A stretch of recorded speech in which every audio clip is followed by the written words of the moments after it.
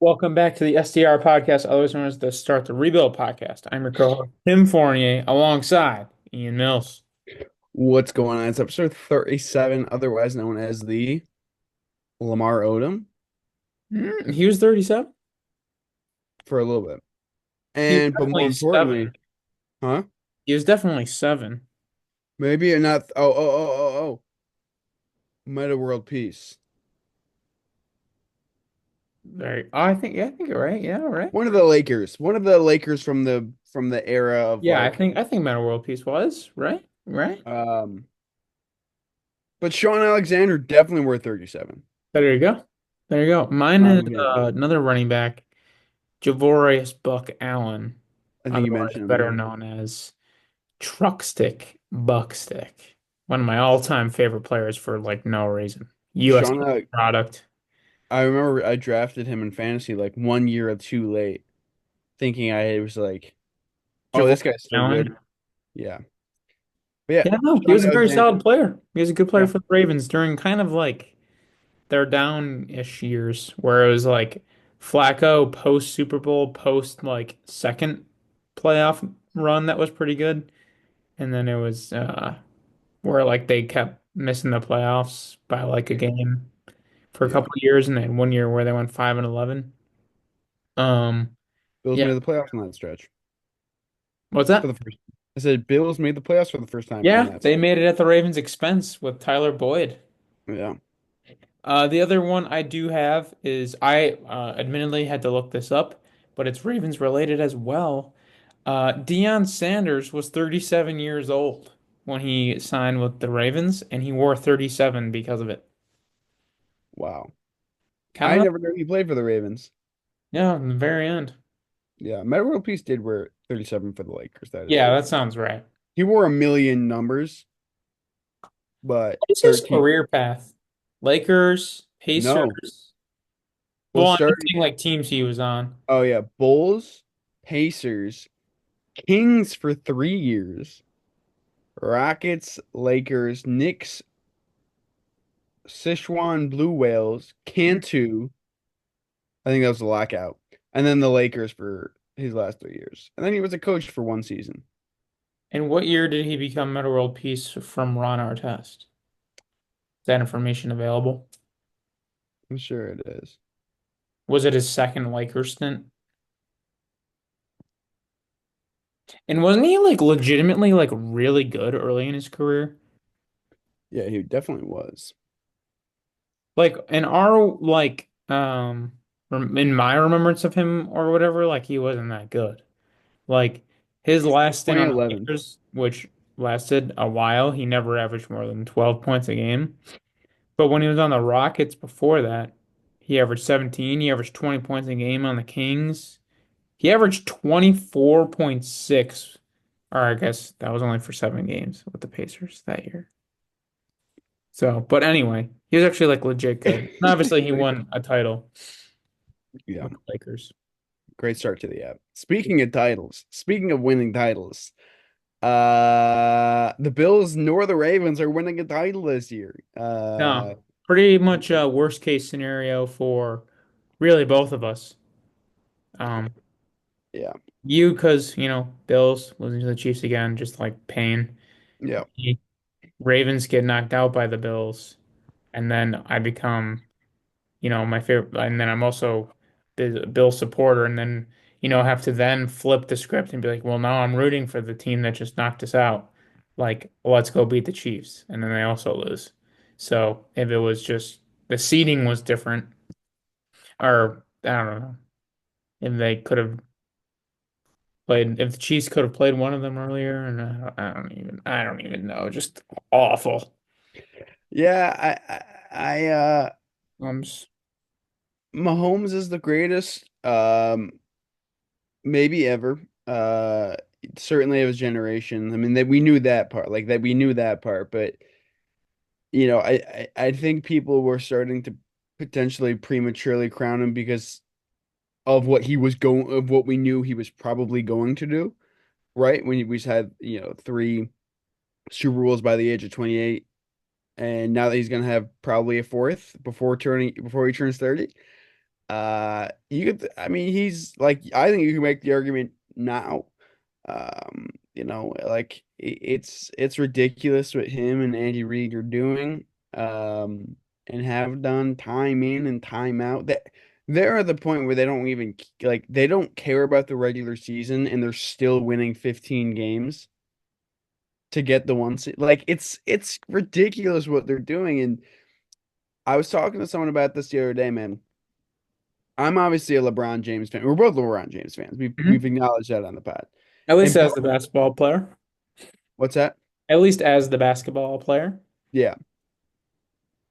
Part of the reason I love watching LeBron James and have rooted for LeBron James most of my life is because I don't, we are Kings fans, but we that's sort of newer in our lives, and it's not like I don't watch every game. I'm not a huge NBA guy.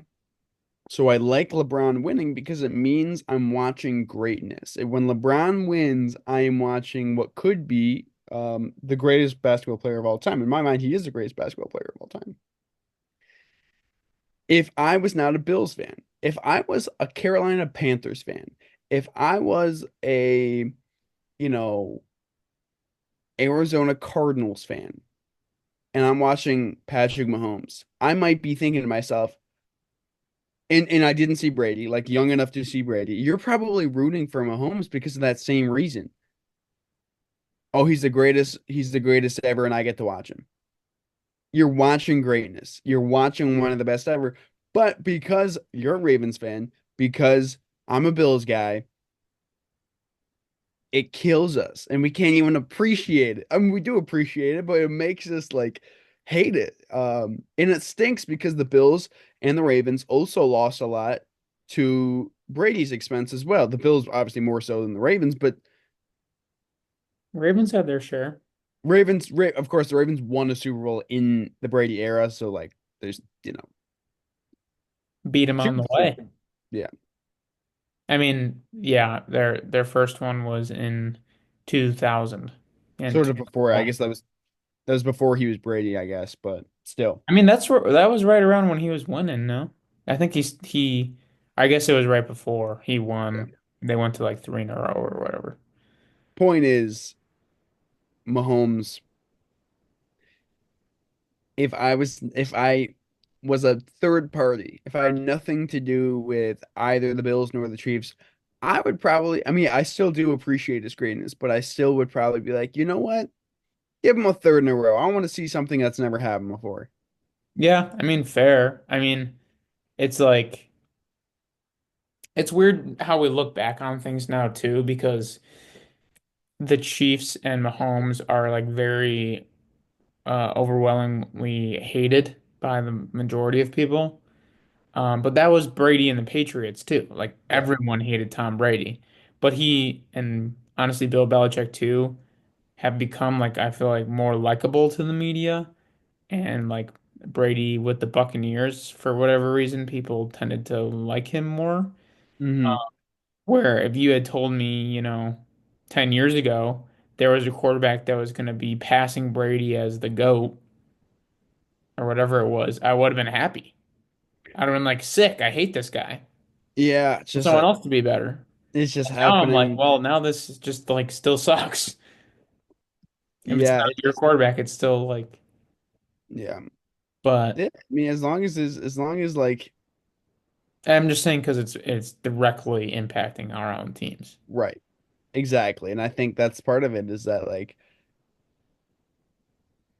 yeah, I mean, you're right. You're exactly right. Like growing up, if you had told me like, oh, Brady's not going to be the GOAT forever, I'd be like, okay, cool, good. Like I still tell people to this day that I think Peyton Manning is better than Tom Brady because I'm bitter about the Patriots, not because I actually think it. Although if you look at the regular season stats, you could make an argument. Of I course, that mean, so doesn't. much of the sustained success comes down to a lot of what's around you as well. Yeah, Um, I Peyton think had plenty of weapons and help and everything, but the coaching is pretty I was gonna talented. say the coaching is what did him in. He had a million coaches. I do. Andy Reid is a phenomenal coach. I don't think there's any denying that. Um, He's the winningest coach between both coaches in the Super Bowl. He's the winningest Eagles coach of all time and the winningest Chiefs coach of Oh all. wow. Isn't that That's nuts? that is pretty cool. I like that. I forget. I mean, he was with the Eagles literally for like ever. Yeah, long time. Like he He's went very to likable. he is.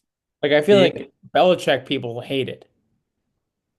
yeah, I Andy feel like Reid everyone loves. well, Andy Reid, like he just is like plays this goofy guy. He's in a Yeah, million commercials where he's like, "Oh, cheeseburger, cheeseburger," and he's just fat with a mustache and then like doesn't talk that much. we also have to acknowledge that the Patriots were caught or alleged cheating like multiple times when we were growing up, and that was like enough. That Yeah, fuel that to the was enough to be like, all right, you know what? I don't like these guys, even if it was true or not true, or even if it impacted like the deflate gate. I don't think that was anything, but at the time when it happened as a kid, I was like, oh yeah, screw these guys. They did it, and it impacted like, oh, it was a blowout already. Who cares? I guess just um I wonder if something like that'll happen with the Chiefs now. People will like pull stuff out of thin air like I don't even know. I don't even know what it could be. well, people do the refs thing. I mean, they did it with the Patriots too. Oh And not yeah, duh. What am I talking about? That's been yeah. the biggest story in sports for the last 2 weeks.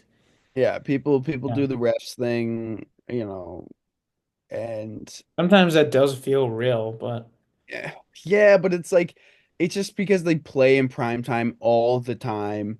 It's because if you give them an inch, they're gonna beat you, you know? yeah, I think Like it's because they always take advantage of it. If they were right. getting these calls all the time but not winning as much, people wouldn't care as much. Like yeah, if the That's like Bills the best thing to last do. week last week when that fourth and inches, the Bills don't get it, but probably actually did get it. The Chiefs go down and score a touchdown and take the lead. If the Bills score a touchdown to end the game with they get the ball back with 3.5 minutes or however much time is left. If they go about down and score a touchdown and win the game, nobody cares about that play. But instead, we do care about it. People Yeah, do. I think one play that like I feel like has not been talked about literally at all was I think it was on the last drive. I think Josh like checked into something because he saw the blitz was coming and they threw a screen to Amari Cooper. That play was literally like a half second away from being like an 80-yard touchdown. Yeah, Like it he was. first of all slips for like a second. And he but I forget who the receiver was. It might have been Shakir or something. Had like a great block, like pancakes to safety or whoever the heck it was. And Amari Cooper has nothing but green grass ahead of him all the way into the end zone. But like George Karlaftis like had a normal like pass rush and then reversed field and like rallied to the ball really well and made an ankle tackle on Amari Cooper. And it was like there was gonna be no one catching him. Yeah, And like literally no one talks about that. And I even saw people criticize the play. And I was like, they sent like a massive blitz that like left them completely vulnerable and they had the perfect play call that literally could have been a touchdown. And people were like, yeah, why are we throwing screens to Amari Cooper? And I was like, bro, it was literally could not have been any other play call. What could have been better? They should have scored a touchdown. yeah. I saw the same criticism. Somebody was like, "I hate when they call screenplays in big time moments and like the final drive. It's so many variables have to work." And it's like, yeah, technically that's true. A lot of variables do have to work, but it's like that did work. I was like, they did. They Yeah. picked up 5 yards. Like it was a third and long, and then made it a fourth and manageable. Even though, of course, yes, he probably if he breaks that tackle, at least he gets the first down, if not more. Like if there's anything that like I don't know. It was I did honestly an amazing play from Karlaftis. yeah. Yeah. That was like game-saving, touchdown-saving tackle.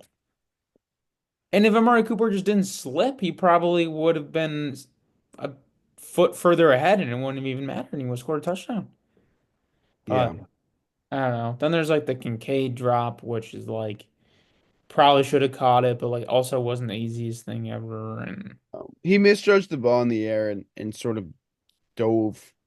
Like yeah, his body it was was like he was going, right, his momentum and listen, the like ball was coming back the other way. And anybody who's like, wow, like he really screwed us there. It's like, dude, No. the Bills had how many times did Sam Martin punt? He punted at least twice in the first half.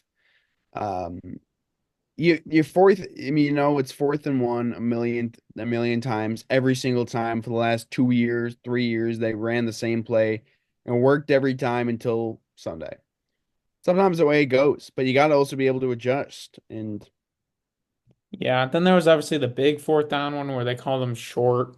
yeah, That was, I think, just honestly unlucky because I think he did get I it. think you got it. Wasn't a clear camera angle. Um, I don't know. I just, yeah, very winnable game.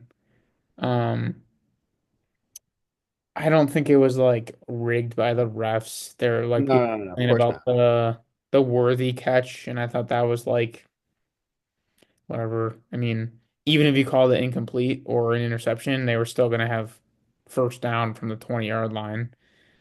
Um, one thing that I thought was I mean this isn't like a great thing, but uh I feel like the Bills recovered their own fumbles like 50 times. Not 50 times, but they actually were getting like pretty lucky with that. Like Yeah, first half, dude. it was weird. First half, Patrick Mahomes and Josh Allen both fumbled twice in the first half, Yeah. and like it looked like the ball was just slippery. Like at Um, first, Josh dropped on like one drive and just kind of like went down to take a sack. And I saw a tweet like Josh is looking squeamish right. He doesn't, which to be fair, like his first drive is bad. And I'm like, dude, what are we talking about? He's been in this spot a million. He's like the Bills have like he's acting like the Bills have never been in this game. I was like the Bills have been in this game literally every year for the last 5 years. yeah. What are we talking about? Yeah. And um, but also Mahomes dropped the ball a million times too, and Right. it's like sometimes that just happens, and sometimes it works in your favor. It worked in the Bills' favor, against the Ravens when Lamar went to squeeze the ball down and it just popped out of his hands. Mahomes dropped the ball twice. The Bills fell on it one time. Josh dropped it twice, and he at least lost yards on one of the plays. It's like, dude, that's part of football. It's a small sample size sport, and I think that's why people love it so much, and why people are a little bit annoyed by the Chiefs keep winning because it's like, hey man, like parity is supposed to exist, and it did for like a very small window of time when the Patriots were, uh, you know, sort of the Brady's last year with the Patriots and up until he retired. Like their parity existed for a little bit, short period of time there, and that was cool. Um, I think the good news for the Bills is they should very much be able to reload and come back next year, maybe even better. I mean, you can never like just guarantee yourself that you're going to be back in a conference championship, but like legitimately the team could very much be better next year. for sure. I mean, that's the thing is it was like the reload, the retool year, whatever you want to call it. They got 2 second-round picks. They're going to have more money. Yeah, they'll be, and you look at their free agents. Damar Hamlin at safety, cornerback Rasul Douglas, who's I believe 30, maybe a little older than that. You have wide receivers Matt Collins and Matt Collins, Mari Cooper, Ty Johnson, and then four defensive linemen. Let's like Dwan Smoot, Quentin Jefferson, Jordan Phillips, but it's not like you're losing Ed Oliver No. or Greg Rousseau. Like most of the guys you're losing are, I don't want to say depth pieces because they all play, especially DeMar, who's a starter or was a Mhm. starter on the team this year. But like it's guys who you can reasonably replace in free agency or on the draft. I think Rasul Douglas has meant a lot to this team the last 2 years. Um, but part of that's because him and Christian Benford are both very good. Christian Benford played out of his mind this season. But what's made him so valuable is that behind Rasul Douglas is Kyer Elam and Jamarcus Ingram. So if one of Benford or Rasul Douglas goes down, it's Like we saw it when Benford went down. They put Kyrie Elam in and he struggled right away. And it's like You need to stop putting Elams in the NFL. yeah, His wrap it up. brother was a first round safety for the Ravens in like 2013, the year after they won the Oh, Super really? Bowl, and he was god awful. Yeah. First round safety from Florida, 32nd overall. Jeez. Was out of the awful. Yeah. Yeah, So stop drafting Elams. he has struggled this year, certainly. He struggled most of his career, I should say. But yeah, I mean, you have time to retool, regrab. I also do think, the offensive line, played out of its mind once again. Best it's ever been. And that's a group that's going to stay. Like, you're not losing any of those guys. Probably have to pay a couple of them. You're probably going to be asking for more money at this point, but technically speaking, none of them are unrestricted free agents coming up. Of course, health is always going to be a thing. Hey, they were all healthy, a couple missed games, whatever. That could change. But what also was big for them was that whole, hey, let's not pay a wide receiver one situation. Let's not have a wide receiver one. You can criticize all you want. It kind of worked. It worked in their favor. The run game was really good. Josh Allen only had 6 picks this year. I mean, he still threw for 4,000 yards, and he didn't have to play a lot of fourth quarters. Didn't even play the last game. It's like their passing offense was still good without a wide receiver one. Of course, they did trade for Amari Cooper, so like you look at it and you still think, okay, well, we can't go in next year with just like Khalil Shakir and Keon Coleman. Like we're It's gonna need another guy. Yeah, that would benefit the team. Just to have Yeah, like the option of it. Like right. when they check to Keon Coleman fade in the red zone, I don't like the play call for like any team in that situation. B, I mean, well, like it'd be great if it was, I don't know, someone that I would have more confidence in. Yeah, that play worked once this year. Or maybe more than once, but the one iteration I can remember winning is against the Seahawks when they ran it two on back-to-back plays. It didn't work the first time, and then it worked the second time, and it was like, oh, that's sick. Um, and they've tried it a handful of times. It actually worked. I'm trying to think if it worked against the Jets, but maybe it was called back or something like that. I mean, listen, Keon Coleman is a unique talent in the fact that like he is just an insane athlete at wide receiver, and his biggest threat or ability is just his ability to jump, get up for balls, and so like how do you use that? Also, one of the other things, so yeah, you do want to add a third wide receiver, but like at the same time, it's like you understand, like you look at it now and it's like, all right, you know what? Like we don't have to go out and pay a huge guy. We don't have to go and trade for T. Higgins. Not that the Bengals are ever going to trade T. Higgins to the Bills, but you understand what I'm getting at. Mhm. Um, Joe Brady also staying for another year. Egg, That is huge. He's definitely. been the play caller for a year and a half, and the offense has sort of been like the best of Josh Allen's career. Or I don't know if I could say that so far, but like it's been ridiculous good. And the thing about it is it's been consistently good. Like they haven't really had off Big full like games. swings. They've, Yeah. like they've had like you look back to the Ken Dorsey and the Brian Dable eras, there were the games where the Bills like you think of the Jacksonville Jaguars game where the Jags won 7-6. You look at some of the like stinkers that were put up, and with Joe Brady, he's just been consistent as consistent comes. I think part of that's because they've been able to rely a lot on the run game.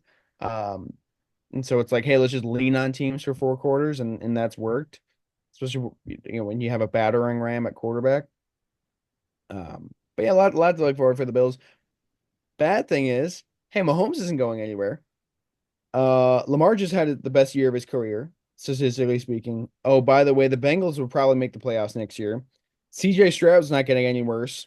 Um, the Chargers now have a coach and a quarterback, although Herbert might never throw like he might just be the playoffs might just be his kryptonite. We don't know. It's too early. I'm gonna throw one out there. The Jags. I don't know. Like Trevor Lawrence a couple years ago was seen as like the second Keep coming. going. If he can continue what he was doing in Tampa. Point is, like, man, that is the AFC is not getting any easier. You got to win when you have a chance. Although, to be fair, the Bills have timing and timeout showed that they're like, they can beat, you know, they can get to the ABC championship and they've consistently been like that's the thing is like Josh has been consistently healthy his entire career, so they haven't really had like lost seasons where like obviously the Bengals have had they made the playoffs what twice in the last 5 years, and some of that's because Joe Burrow's missed extended time. Lamar's been healthy in the last couple of years, but earlier in his career, of course, had some health stuff and injury stuff. So we'll see. We shall see. Who do you like early? Chiefs, Eagles. I want to say Eagles, probably because of parity, but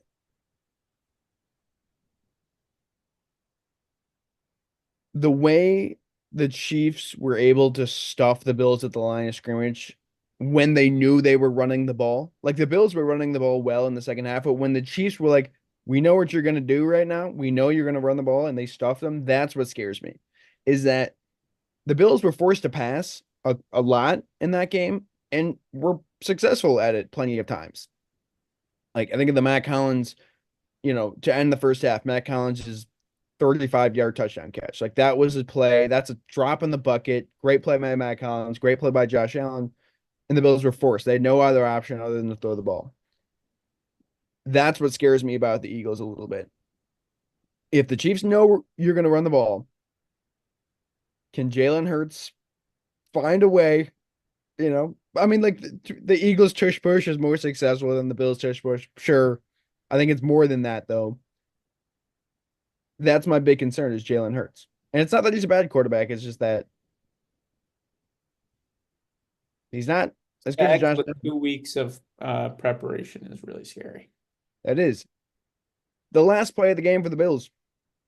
Last offensive play of the game for the Bills, where Josh Allen sort of is just like forced to chuck the ball downfield and hope someone comes down with it. They, talking to offensive lineman for the Bills, Osiris Torrance mentioned it. It could be wrong. Bills were shifting pass protection left pretty much all game because it was working. And it was like they're rushing to that side all game, shifting pass protection to the left. And then Spags rushes a cornerback to the right side.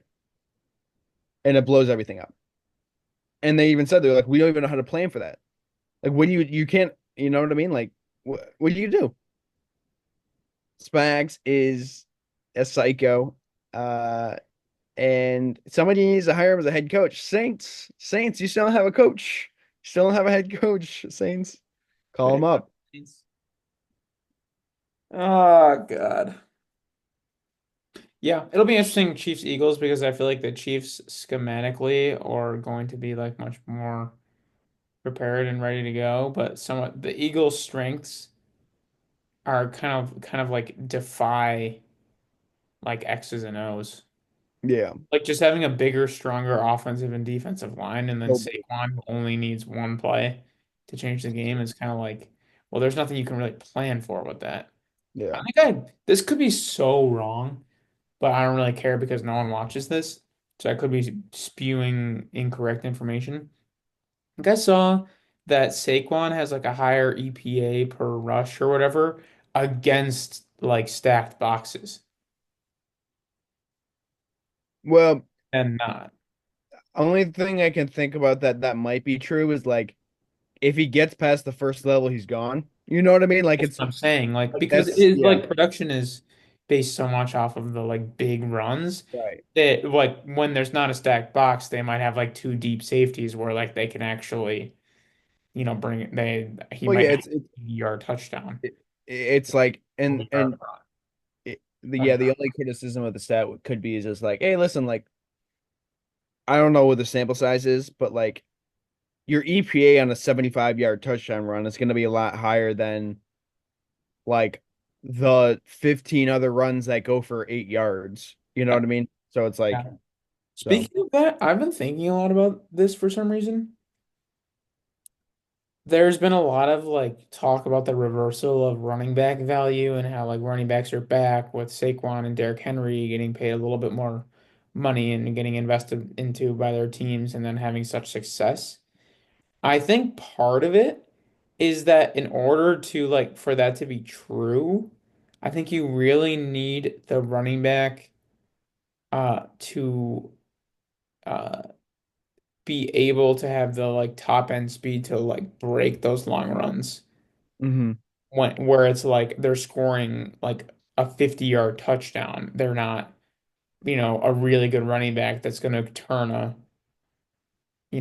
3-yard play into an 8-yard play. Right. Where you get the real value is when you block up the 8-yard play and they make it a 50-yard touchdown. Yeah. Um, because you saw like Josh Jacobs also got invested in. He had a good year, don't get me wrong, but he didn't have like the impact Saquon and Derrick Henry had. And I think the difference is because they have the top end speed to convert those like 8-yard plays into 45-yard plays. Yeah. Um, and I even see like Bijan, another great season, but he doesn't really have that like top end speed where like you see Bijan have like the most beautiful like 7-yard runs and he's ultra efficient and it's great. But I'm starting to wonder like maybe the value is when like you are literally like you need it to be, like Saquon, Derrick Henry level 50-yard touchdowns. Yeah, I think that's And that's maybe I'm that's just not a overthinking it. So then I'm seeing like Ashton Genty and I'm like, he hopefully he runs a 4.3 something. yeah, I don't think that's about I actually it's not something I consider. I think it makes a lot of sense though, because there's a lot of plays you'll see with a lot of running backs where it's like even turning like a 30-yard run into a touchdown is huge. It's like a gain of 30, we're like, oh, that's huge. But then in the back of your head, I was like, could he have more? Like if he was just a Right. little bit faster, could he have had more? Um, Like only Saquon's first touchdown this weekend against the Commanders, oh, it was insane. he broke into the second level, but then like spun and stayed up and broke two tackles that led to another 40 yards and a touchdown. Yeah, Like that 40 yards and a touchdown is like infinitely more valuable than the first 20 yards. exactly. Only thing I'll add to that piece is two things.